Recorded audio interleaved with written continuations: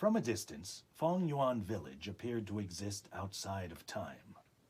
Nestled in the lover's embrace of the Yuanjiang River in the heart of Hunan province, it was an ancient and beautiful place that held tightly to its storied past and fought bitterly against the ravages of change. Lush mountains rose above the morning mists like spines on a dragon's back. A dance of stark white cranes stood on its bank, impassively scanning the water for small prey. The muddled, algae-ridden river, wide and meandering, curved through the valley like a spotted mountain viper.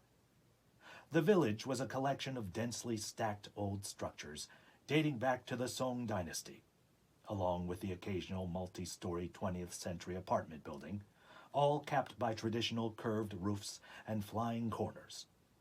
Several buildings on both sides of the river jutted over the water on stilts, reminiscent of the cranes wading in the shallows. A waterfall cut through the mountains in the distance, feeding a narrow stream that meandered to join the Yuanjiang. Apart from the overgrown flora, burned-out car husks, and the occasional toppled structure, the village looked idyllic. Over the centuries, Fengyuan had withstood famine, foreign invaders, and civil unrest. It had fought bitterly against the Japanese during the Second World War, and served as a stronghold to revolutionaries during the ensuing Chinese Civil War.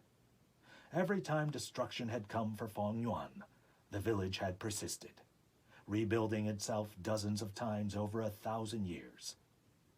What it could not survive, however, was the dead rising from their graves.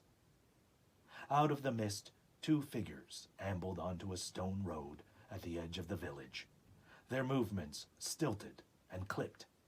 They bumped into one another as they walked, as if deep in a drunken conversation.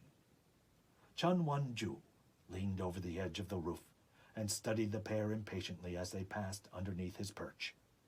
They looked worn, skin flayed to the bones, probably victims from the first days, the lucky ones.